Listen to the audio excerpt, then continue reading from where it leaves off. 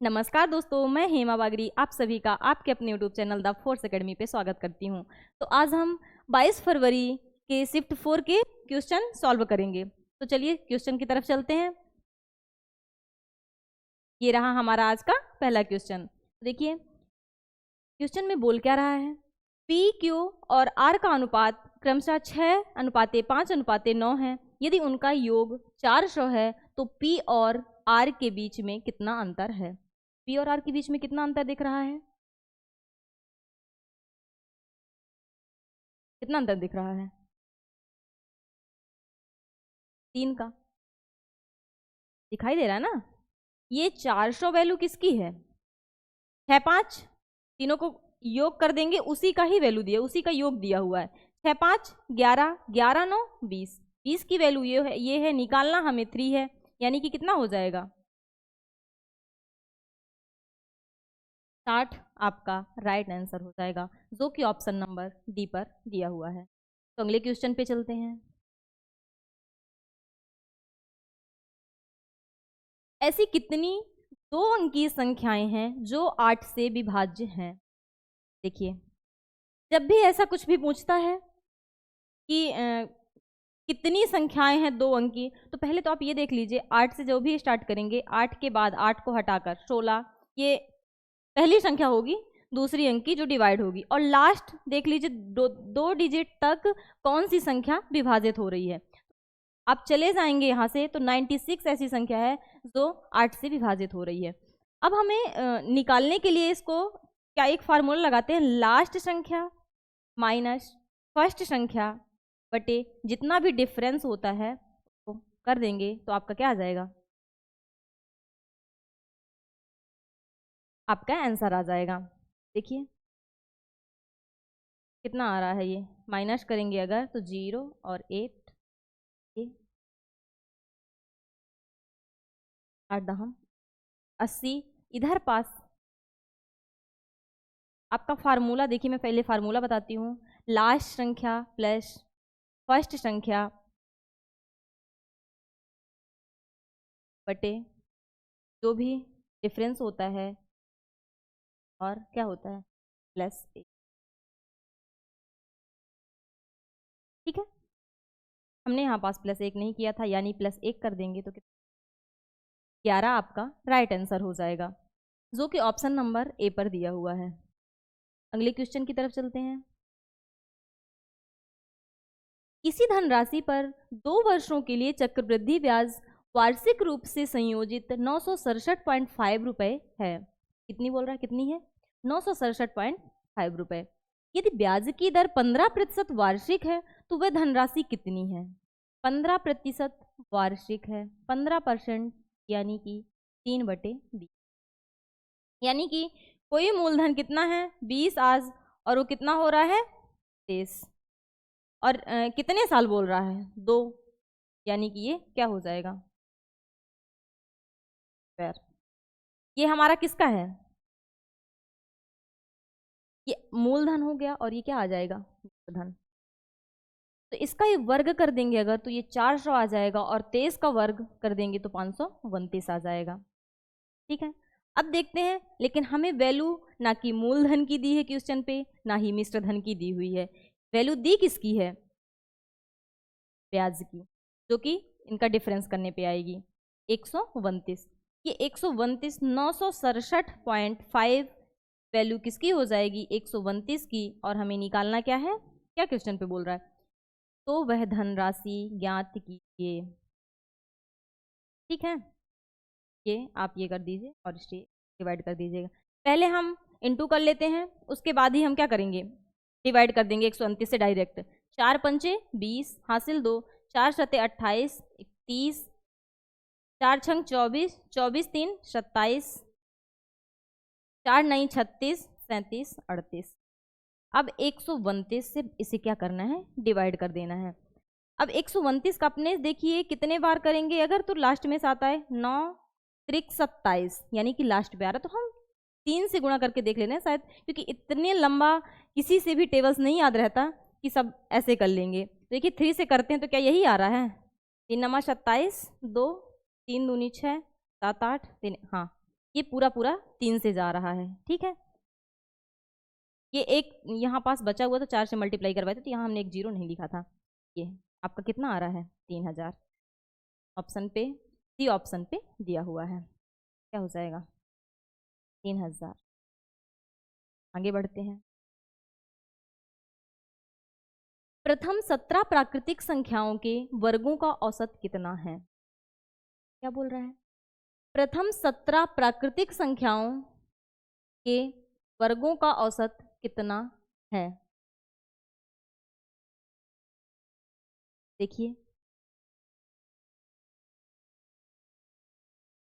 तो हम इसे देखते हैं क्या दिया है इसका। तो पहले हम फार्मूला देखते हैं। वर्गों का औसत निकालना है तो हम वर्ग निकालने का, यानी कि सम्स जो होता है उसका फार्मूला क्या होता है, n into N plus one into 2n plus one upon, ये किसका फार्मूला होता है, योग निकालने का। लेकिन औसत निकालना है तो ये यन का यन नीचे आ जाएगा तो यही औसत हो जाएगा, तो हमारा यन से यन डिवाइड हो जाएगा, तो बचेगा ये। अब इसमें हम वैल्यू रख देंगे। देखिए, प्रथम 17 प्राकृतिक संख्याओं के वर्गों का औसत 1 से स्टार्ट होगा, धीरे धीरे धीरे धीरे कहाँ तक जाएगा 17 तक। अभी हमें यही तो निकालना है। तो यन टोटल कितनी संख्या है 17 प्लस 1, फिर क्या दिया है 17 गुणे 2 प्लस 1 बटे है, ठीक है। देखिए 18 इंटू 35 बटे है त्रिक 18, 35 पंचे कितना हो जाएगा 35 त्याई पंचे नहीं है 105, ये आपका राइट आंसर हो जाएगा। समझ में आया नहीं आया, एक बार मैं और इसे समझा रही हूँ। देखिए क्वेश्चन बोल क्या रहा है, प्रथम 17 प्राकृतिक संख्याओं के वर्गों का औसत कितना है। देखिए प्रथम यानी 1 से स्टार्ट हो जाएगा, 1 से 17 तक हम जाएंगे। मैंने इसका फॉर्मूला आप लोगों को बता दिया है, n into N plus one into 2n plus one divide 6n, ठीक है। n से n डिवाइड हो जाएगा, जो भी बचा हुआ है उसकी वैल्यू हम किस में लिख देंगे इस पे। तो ये देखिए n कितना है, कितनी संख्या है टोटल 17, 17 प्लस 1, यहाँ 17 प्लस 2 हो गया, यहाँ रख दिए वैल्यू, और फिर हम इसे डिवाइड कर देंगे और हमारा आंसर आ जाएगा। अब हम अगले क्वेश्चन की तरफ चलते हैं। ये ऑप्शन नंबर डी आपका राइट आंसर हो जाएगा। हम अगले क्वेश्चन की तरफ चलते हैं। यदि किसी वस्तु का विक्रय मूल्य 2400 रुपये है और अंकित मूल्य 3000 रुपये है तो छूट प्रतिशत कितना है। अब देखिए ये क्या है हमारा विक्रय मूल्य और ये क्या है अंकित मूल्य, यानी कि सेलिंग प्राइस हमारी कितनी दी हुई है। सेलिंग प्राइस हमारी क्वेश्चन पे बताया है कि 2400 रुपये है, और क्या बता रहा है मार्केट प्राइस कितनी है 3000 रुपये है, 3000। अब देखिए मार्केट प्राइस पे ही ना डिस्काउंट देते हैं, अब मार्केट प्राइस पे डिस्काउंट दिए तब तो हमारा सेलिंग प्राइस आया है। तो कितने का डिस्काउंट दिए हैं, देखिए 600 रुपये का, लेकिन हमसे ये नहीं पूछा कितने रुपए का दिया है, इसे हमें प्रतिशत में पूछा है। यही प्रतिशत ना देता तो हमारा यही है, इतने का ही डिस्काउंट मिला, लेकिन वो बोला है प्रतिशत, तो हम प्रतिशत कैसे निकालते हैं 600 और इसके बटे में क्या हो जाए मार्केट प्राइस, यानी कि 3000 इंटू 100। 600 3000 का कितने प्रतिशत होगा, निकाल लेंगे इसे, 3 दूनी यानी कि 20% आपका राइट आंसर हो जाएगा, जो कि ऑप्शन नंबर ए पे है। ऐसे लिख के नहीं क्या करिए आप लोग, आप तो सीधे यहाँ से अंतर निकालिए, लिखिए 600 बटे 3000 इंटू 100, बस ओनली ऐसे ही इतना करिए और आंसर निकालिए, इतना करने की आपको कोई ज़रूरत नहीं। चलिए आगे बढ़ते हैं। देखिए क्या बोला है, जैसे क्वेश्चन बोलेगा वैसे ही हम लिखते जाएंगे। पहले हम एक बार क्वेश्चन को रीड कर लेते हैं। 21.84 के 66.67% के 7.14% का मान कितना है। देखिए क्वेश्चन क्या बोला है, 21.84 के 66, अब देखिए मैं लिख ही देती हूँ 66, ये 7 और प्रतिशत है ये बटे 100, ठीक है तो हम यहीं अभी हम प्रतिशत नहीं लगा रहे हैं, डायरेक्ट कर रहे हैं। ये प्रतिशत इनटू क्या दिया है 7.414%। अब देखिए इसमें कठिनाई किसको जाएगी, जिसे कि परसेंटेज की वैल्यू नहीं पता। याद है तो बढ़िया है, इसे याद कर निकाल भी सकते हैं, ऐसा नहीं, लेकिन निकालेंगे पूरा टाइम खराब होगा। इससे अच्छा है कि हम ये वैल्यू याद रखते हैं। कुछ वैल्यू ऐसी होती हैं जो हम याद कर लेते हैं, जो कि बार बार एग्जामिनर वही रिपीट करता है, जिससे हमें जरूरत नहीं पड़ती कि निकालें। वही जो वैल्यू याद रहती है वही हम लिखें और जल्दी से आंसर आ जाता है हमारा। तो देखिए 21.84, इसे हम 66 जो 0.67 दिया है, इसे हम लिखते कैसे हैं 66 सही 2/3, जिसकी वैल्यू हम क्या लिख सकते हैं परसेंट पे। ये परसेंट इतना है, लेकिन परसेंटेज वैल्यू लिखे 2/3। तो अब देखिए मैंने क्या कर दिया, डायरेक्ट 2/3 कर दी। इसके बाद इंटू 7.14, इसकी वैल्यू 1/14 होती है। तो मैं डायरेक्ट यहाँ पास 1/14 लिख देती हूँ। ठीक है, अब देखिए डिवाइड करते हैं हम।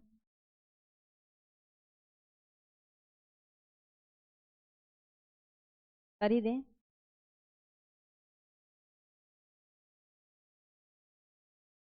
3 सते 21, 3 दूनी 6, 3 24, फिर 7 से करते हैं।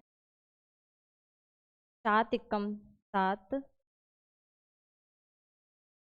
7 चको, यानी कि 1.40 हमारा आंसर आ जाएगा। आ गया आसानी से। लिखने की जरूरत तो थी, वो तो लिखा हुआ है, मैंने तो लिख के बताया आप लोगों को। वैल्यू याद है, आप वैल्यू रखिए और आंसर निकालिए। कोई, चलिए अगले क्वेश्चन की तरफ चलते हैं। निम्नलिखित में से कौन सी संख्या 9 से विभाज्य है। मैंने पिछले जो भी 2 वीडियो पढ़ा है उनमें दोनों वीडियो में ही विभाज्यता के नियम वो भी 9 से विभाज्यता के तो बताई हूँ, और दोनों पे ही आपको दिखा है कि जिसमें विभाज्यता के नियम से बहुत सारे क्वेश्चन पूछ रहा है। यानी कि इन्हें तो आपको बहुत अच्छे से रीड करना है कि विभाज्यता के नियम तो हमसे आना ही चाहिए। देखिए 9 से विभाज्यता के नियम मैंने क्या बोला था, अंकों का योग अगर 9 से विभाजित हो रहा है यानी कि वो संख्या 9 से विभाजित होगी। देखिए कौन सी संख्या हो रही है, 4 1 5, 7 5 12, 12 4 कितना हो गया 16, जो कि 9 से डिवाइड नहीं है। 4 1 5, 7 7 4 11, ये भी विभाजित नहीं है। 4 1 5, 5 3 8 1 9, ये 9 से विभाजित है। हम अब आगे भी चेक कर लेते हैं। 2 1 3, 3 5 8, 8 4 12, जो कि 9 से विभाजित नहीं है, यानी कि हमारा आंसर ही सी हो जाएगा। चलिए अगले क्वेश्चन की तरफ बढ़ते हैं। देखिए एक बैग का विक्रय मूल्य 1056 रुपए और लाभ प्रतिशत 20% है। यदि विक्रय मूल्य 800 रुपए है तो हानि प्रतिशत कितना होगा। इसमें हमें क्रय मूल्य नहीं दिया है, लेकिन हम क्रय मूल्य निकालेंगे तब हम आगे की चीजें निकालेंगे। तो देखिए 1056, एक बैग का विक्रय मूल्य 1056 रुपए और लाभ परसेंट कितना है 20% लाभ है। 20% लाभ यानी कि ये 120 की वैल्यू है, हमें निकालना 100 की वैल्यू है, तो कि हम निकाल लेंगे। ठीक है, ये 12 अट्ठे 96, फिर 12 अट्ठे 96, यानी कि कितना आ गया सीपी हमारा, सीपी आ गया 880। फिर क्या बोला है, यदि विक्रय मूल्य 800 रुपए है, यानी कि अब इस विक्रय मूल्य से हमें कोई मतलब नहीं है, अब हमारा एसपी क्या हो गया 800 रुपए। हानि कितने की हो रही है 80 की, तो हानि प्रतिशत कितना है 80/880 100, और इससे आपका आंसर आ जाएगा ये, इससे डिवाइड करेंगे आपका 9.09% आपका आएगा, जो कि ऑप्शन नंबर डी पे दिया हुआ है। चलिए अगले क्वेश्चन की तरफ चलते हैं। ये देखिए अब ये क्वेश्चन देखने पे टफ लग रहा है, लेकिन इसे करने का कुछ भी वो नहीं है। हम अगर जिससे आता है, जिसे कॉन्सेप्ट पता है ना इसका कि कैसे करना है, वो कुछ नहीं करेगा। 1 माइनस 1/101 और उसका क्या आ जाएगा, उसका आ जाएगा आंसर। कैसे आ जाएगा, अब इसको सॉल्व कर लेगा और बता देगा 100/1, बस, क्योंकि ऑप्शन पे भी है, डी ऑप्शन पे। किया है, की हूँ, कुछ नहीं की हूँ, लेकिन मुझे पता था कॉन्सेप्ट की कैसे होगा तो कर ली। लेकिन अब मैं कॉन्सेप्ट आप लोगों को बता रही हूँ। देखिए क्वेश्चन क्या बोला है, 2/1/3। अब हम इसे कैसे लिख सकते हैं, कैसे तोड़ सकते हैं, हम इसे पहले साफ कर देते हैं। देखिए हम कर कैसे सकते हैं, ये 2 लिखा है, हम 2/3 हमारा आना चाहिए, हम कुछ भी करें तो हम 1 माइनस 1/3 कर रहे हैं अगर, तो हमारा इसे सॉल्व कर लीजिए, आपका 2/3 आ जाएगा। सॉल्व करके देख लीजिए, देखिए 3 1 कम 3 माइनस 1/3 आया, 2/3 आ रहा है। अब हम इसी तरह सबको तोड़ लेंगे, प्लस 2/2 नहीं करना, यही लाना है ना, 1/3 माइनस 1/5 प्लस ऐसे ही करते जाएंगे और लास्ट में आपका आ जाएगा 1/99 माइनस 1/101।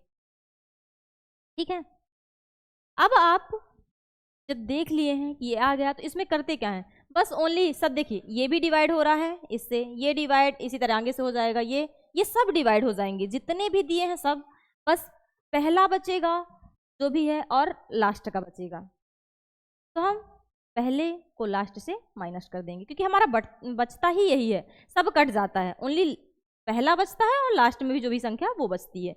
इसे डिवाइड किए, मतलब सॉल्व किए इसे, तो हमारा अपने आप आंसर आ गया, ये आ गया वही।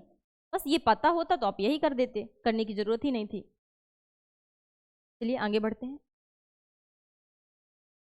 देखिए 2 अभाज्य संख्याओं x और y, देखिए y बड़ा है x से, ये विशेष कर ध्यान रखिएगा, आपको आगे पता चलेगा क्यों ध्यान रखना है। का लघुत्तम समापवर्तक कितना है, 145, तो 10x माइनस y का मान ज्ञात करना है। अब देखिए अभाज्य संख्याओं का अगर हम एलसीएम निकाल, कभी भी किसी भी अभाज्य संख्या का हम एलसीएम निकालेंगे, यानी कि अगर हमें x और y का एलसीएम निकालना है तो x y ही आएगा, यानी कि उनका गुणनफल ही उसका क्या होता है, एलसीएम। अब देखिए ये एलसीएम निकला है, अब देखिए इसे हम इसके 2 टुकड़े करते हैं तो हमारा एक्स वाई का मान पता चल जाएगा। तो 5 9 45 4 5 2 4 14, देखिए हम अगर क्या कर देते हैं 5 गुणे 29, तो हमारा कितना आ रहा है 145। अब देखिए 5 हमारी x हो जाएगी, क्यों हो जाएगी, देखिए x छोटा है किससे, y से, बस इसीलिए ये हमें दिया है कि हम पहचान पाए यहाँ से कौन x है और कौन y, और y बड़ा है यानी कि y क्या हो जाएगा 29। अब देखिए 10 × 5 माइनस 50 माइनस 1 कितना आ जाएगा, 50 माइनस 29 कर देंगे, आपका आंसर आ जाएगा 1 4 में 2 गया, तो जो कि ऑप्शन पे है और वो ऑप्शन पहला ऑप्शन। चलिए आगे बढ़ते हैं।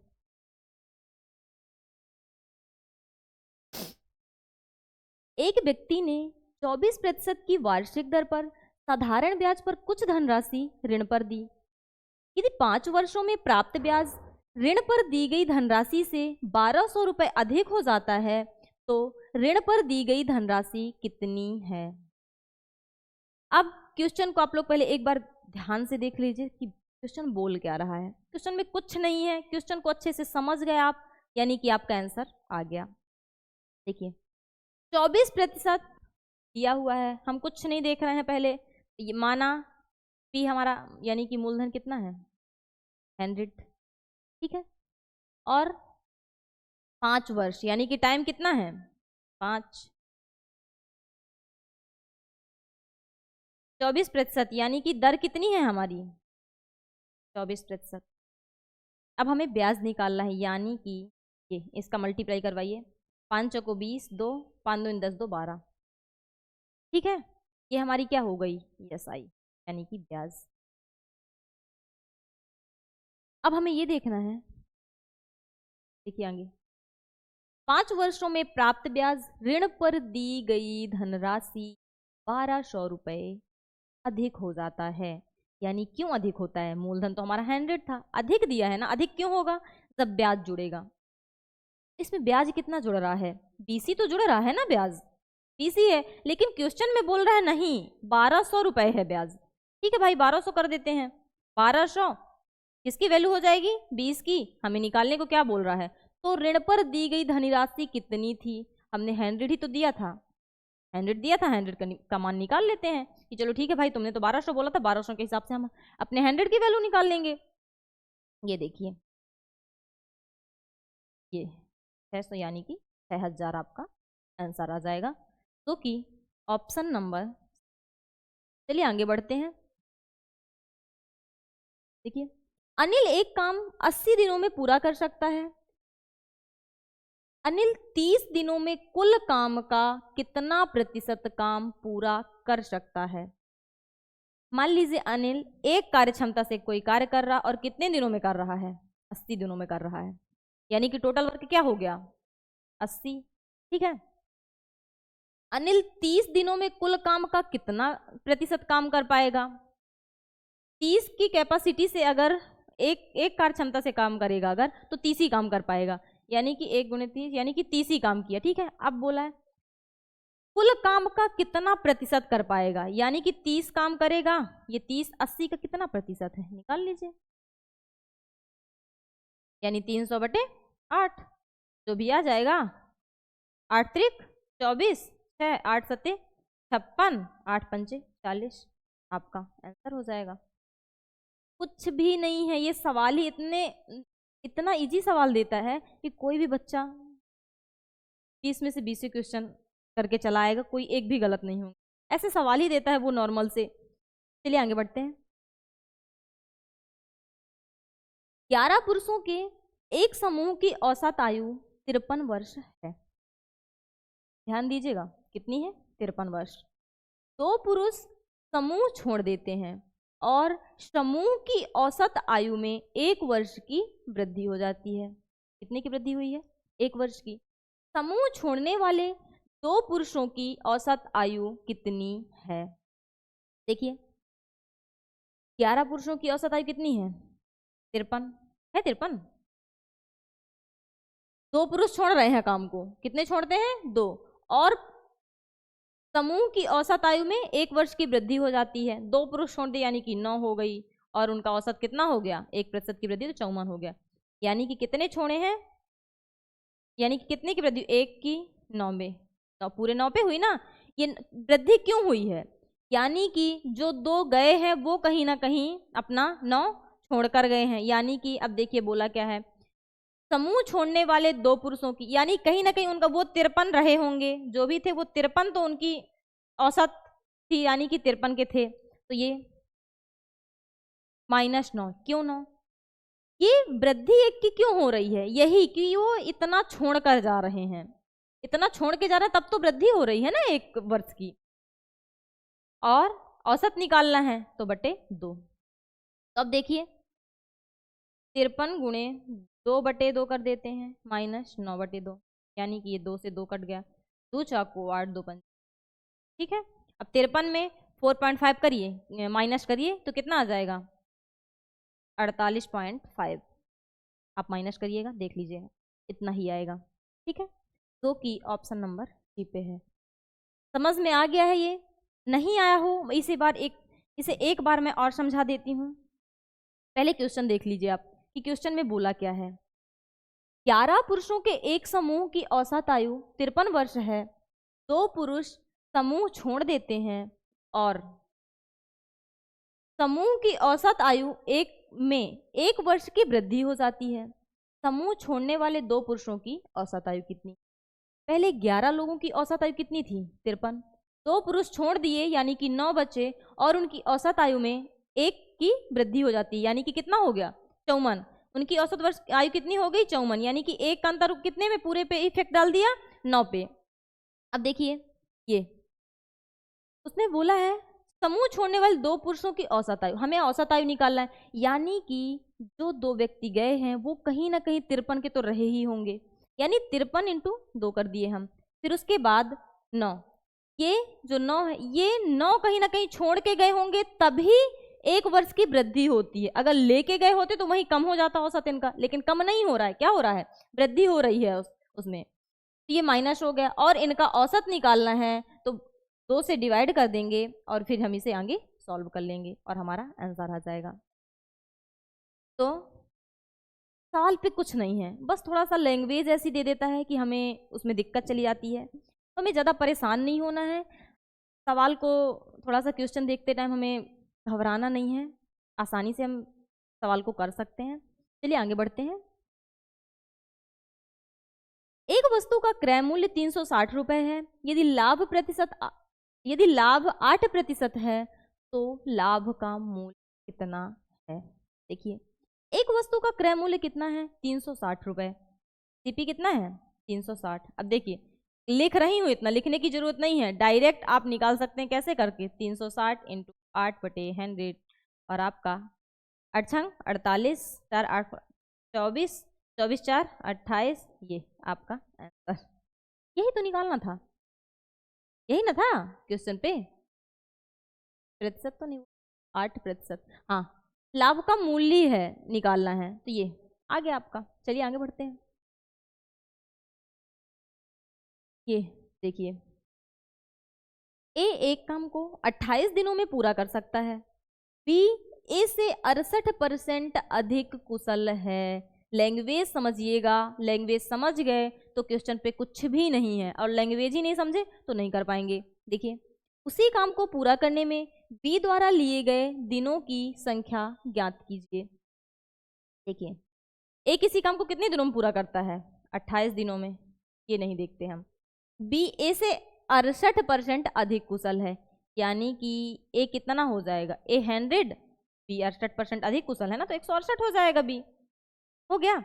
अब देखिए ये ए की कार्य क्षमता हो गई, ये बी की कार्य क्षमता हो गई, लेकिन अब टोटल काम निकालना है, कैसे निकालेंगे, 28 दिन पे किया है ना, और दिन और कार्य क्षमता हो गई, इनका मल्टीप्लाई कर देंगे तो टोटल वर्क आ जाएगा, आ ही जाएगा। ये 28 इंटू 100 कर दिए, फिर हमें किससे करवाना है काम को, इससे, ठीक है, आ जाएगा, आ जाना चाहिए। अब देखिए हम इसे डिवाइड करते हैं, 4 से करते हैं, 4 चौको 16, 4 दूनी 8, 4 शते 28, 6 42, और फिर हम इसे 6 से डिवाइड, 6 से नहीं होगा तो 2 तिहाई 6 पंचे 50/3 दिन में आपका, यानी कि 50/3 दिन में वो अपना काम पूरा समाप्त कर देगा। कौन,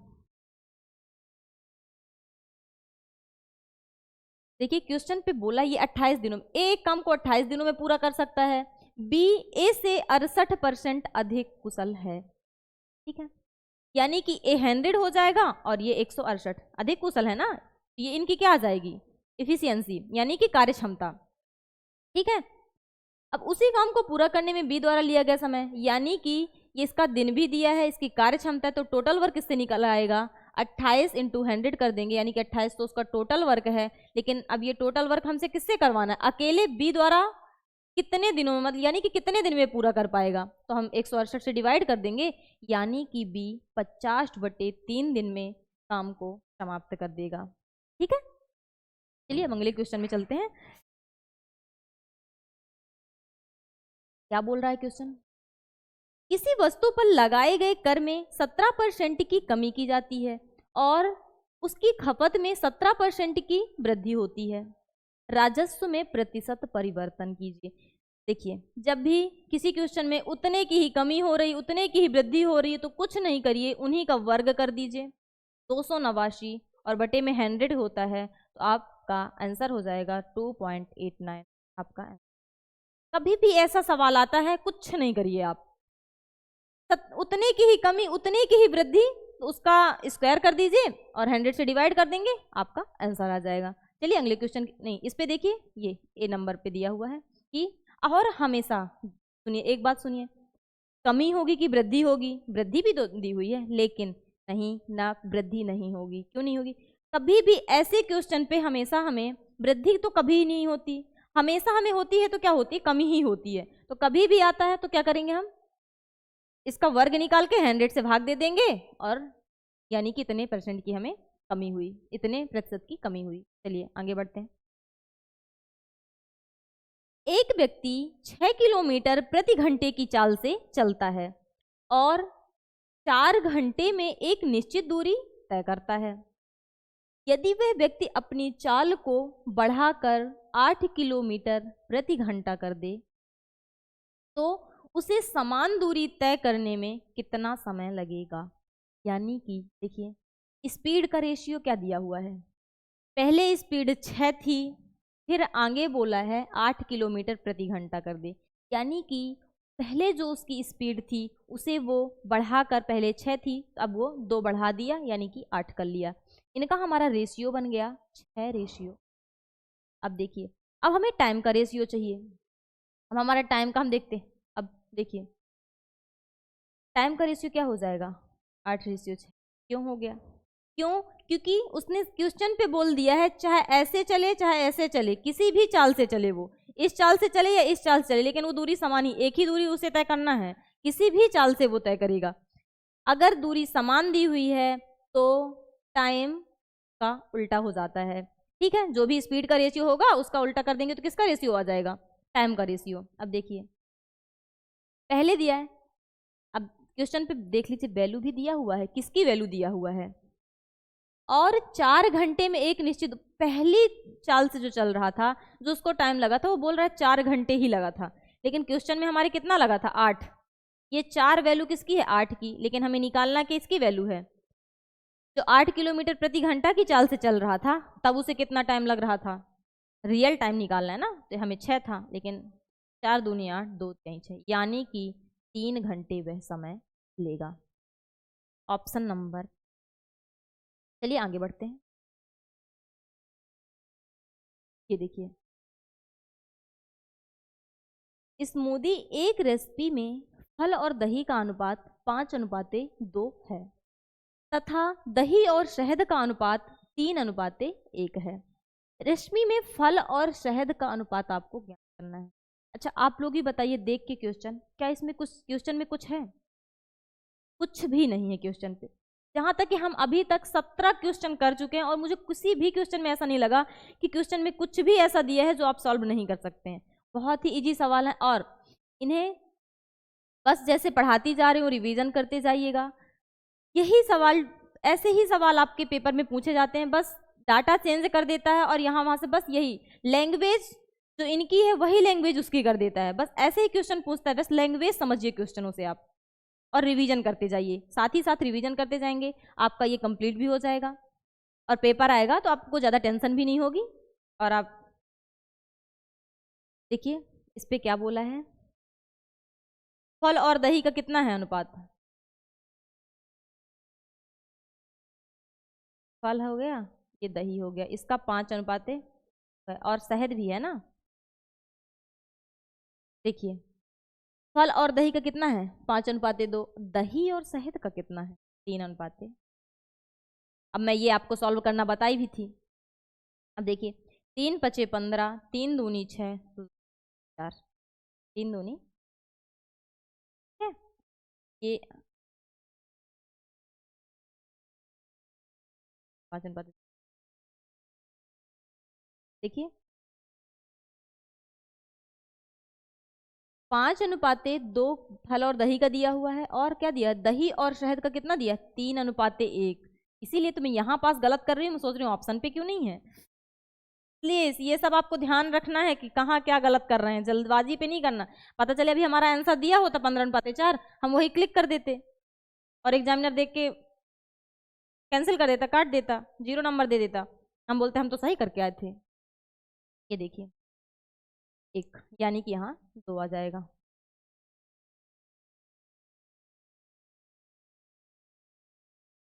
अब लेकिन पूछा क्या, फल और शहद का अनुपात पूछा है, तो आपका आ जाएगा 15:1, ऑप्शन नंबर ए। चलिए एक बार मैं इसको और समझा देती हूँ। देखिए, स्मूदी एक रेसिपी में फल और दही का अनुपात 5:2 है तथा दही और शहद का अनुपात 3:1 है। रेसिपी में फल और शहद का अनुपात, मैं आप लोगों को इसके पिछले वीडियो पे भी बताया था कि अनुपात निकालते कैसे हैं। 3 यहाँ जगह खाली, यहाँ भी 3 लिख दीजिए, इसके बगल पे जो जगह खाली इस पे भी लिख दीजिए और अब मल्टीप्लाई करवा दीजिए सीधे सीधे। ठीक है, 5 तिहाई 15, 2 तिहाई 6, 2 1 कम 2, आपका ये तीनों का रेशियो निकल के आ गया। लेकिन तीनों का रेशियो हमसे नहीं पूछा है, फल और शहद का रेशियो पूछा है, यानी कि 15:2। चलिए नेक्स्ट क्वेश्चन की तरफ चलते हैं। ये रहा हमारा अगला क्वेश्चन। एक वृत्त की परिधि और व्यास के बीच का अंतर 12 सेंटीमीटर है, तो वृत्त का क्षेत्रफल कितना है? अब मुझे आप ये बताइए, वृत्त की परिधि का फार्मूला क्या होता है?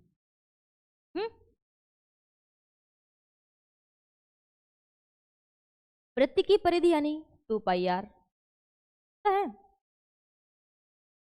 माइनस, और व्यास क्या होता है? त्रिज्या का 2 गुना यानी कि 2r बराबर 12। यही दिया हुआ है क्वेश्चन पे। ठीक है, अब हम अगर देखेंगे 2r हमारा कॉमन हो जाएगा, पाई माइनस 1 हमारा, ठीक है, बराबर 12, 2 छक्का 12।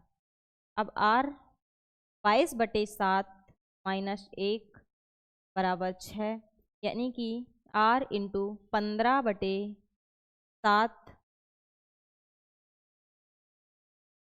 बराबर 6, r इंटू 15/7 बराबर 6। अब देखिए r बराबर कितना आ जाएगा, सचंग 42/15 हो रहा है। ये r की वैल्यू आ गई हमारी, लेकिन अभी और कट रहा तो और ही काट देते हैं उसको। ठीक है, 3 5 15, 3 एकम 3, 3 चौको 12, यानी कि 14/5। अब देखिए वृत्त का क्षेत्रफल निकालना है हमारा, ये हो गया।